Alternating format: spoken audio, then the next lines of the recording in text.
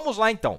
Falando de Daniel, capítulo 9, justamente a respeito do templo que eu estou falando aqui, justamente a respeito do templo, Daniel capítulo 9,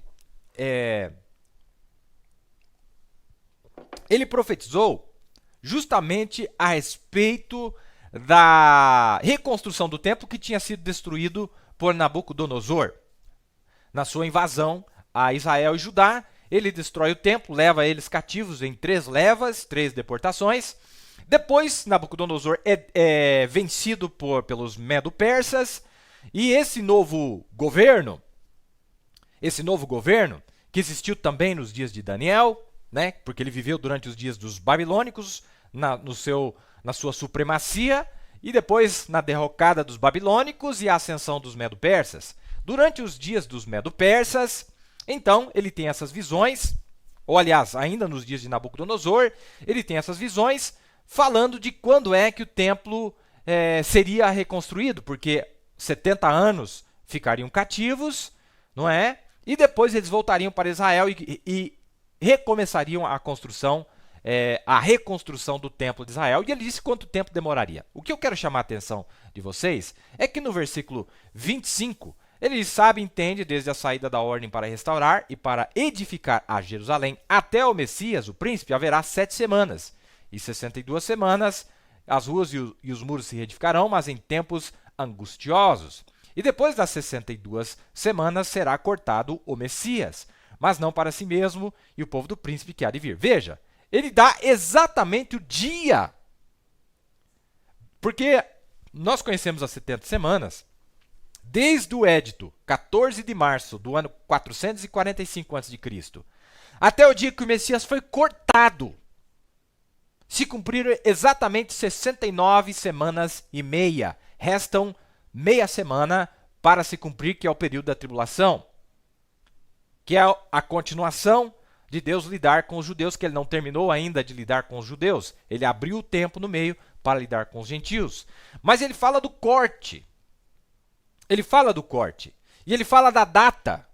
Se os judeus tivessem observado atentamente essa data, eles teriam reconhecido, teriam sabido exatamente o que aconteceria naquela Páscoa, que foi justamente o mês de março, não é? Aquela Páscoa onde Jesus foi crucificado, onde o príncipe da paz foi crucificado. Veja que coisa interessante, meus amados. Quando Jesus morre na cruz do Calvário, em Mateus 27, a Bíblia diz no verso 51, aqui é o dia do corte. Aqui é a metade da semana. Aqui é a finalização de Deus lidar com os judeus, até que ele retornasse e recomeçaria a lidar com eles. Há um corte abrupto, há um corte repentino, há um corte violento na metade da semana. E quando isso acontece, a Bíblia diz que eis que o véu do templo se rasgou em 2, o templo que tinha em Jerusalém, o véu que tinha lá dentro, literalmente rasgou no meio misteriosamente. De alto a baixo, e tremeu a terra, e fenderam-se as pedras. E abriram-se os sepulcros, e muitos corpos de santos que dormiam foram ressuscitados. E saindo dos sepulcros, depois da ressurreição dele, entraram na cidade santa, e apareceram a muitos. E o centurião e os que com ele guardavam a Jesus, vendo o terremoto e as coisas que haviam sucedido, tiveram grande temor e disseram, verdadeiramente, este era o Filho de Deus. Foi necessário haver um terremoto, um tremor violento de terra, para que o centurião reconhecesse que ali era verdadeiramente o Filho de Deus. Veja, no dia em que se completaram 69 semanas e meia, exatamente, houve um terremoto. Aquele terremoto foi um sinal visível de que Deus havia encerrado a dispensação judia.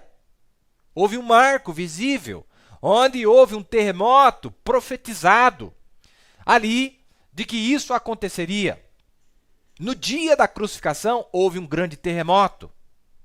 No dia da crucificação, houve um grande terremoto. Vocês estão entendendo? No dia da rejeição, houve um grande terremoto. E aquele dia denotava o final de Deus, o final da dispensação judia. Deus não lidaria mais com os judeus. E o templo levou um tempo, mas o templo foi destruído. O templo que eles tanto admiravam e achavam que aquele era o verdadeiro templo, ele disse, isso não vai ficar pedra sobre pedra. Esse não é o templo. Deus não habita em templo feito por mãos de homens. Deus não habita nesse tipo de templo, mas ele tiraria para si uma noiva, ele tiraria para si os 144 mil. Mas veja, que quando Moisés e Elias chegam aqui, o cenário é o mesmo. O templo está reconstruído, ou eles reconstroem o templo, eles voltam a achar que aquilo ali ainda é, e eles vão dizer, negativo, esse não é o templo. Vamos falar um pouquinho sobre isso. Mas eu estou tentando chamar a atenção de vocês que na metade, deixa eu fazer um desenho aqui para vocês. Na metade, no final dos 3 anos e meio, aqui é um gráfico 3 anos e meio da primeira vinda. Primeira vinda. Certo? Primeira vinda. No final da primeira vinda, o que acontece? Há um terremoto.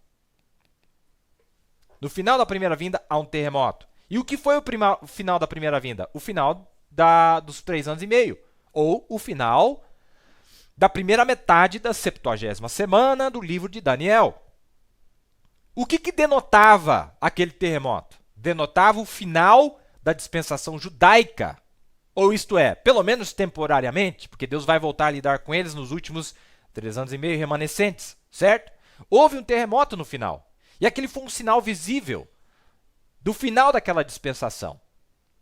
Foi muito notável aquele terremoto. Ele foi diferente, porque a Bíblia diz que o sol se enegreceram, as rochas se fenderam e a terra tremeu. Houve um terremoto, um tremor, não é? E esse terremoto, a Bíblia diz em Mateus capítulo 28, aconteceu, o terremoto da ressurreição, que aconteceu 3 dias depois, foi um período onde houve ali esses 2 terremotos, um na sexta-feira santa e o outro no domingo da ressurreição, que o anjo do Senhor havia descido, removendo a pedra da porta. Mas vamos nos ater aqui, houve um terremoto quando se finalizou aquela dispensação judaica, certo?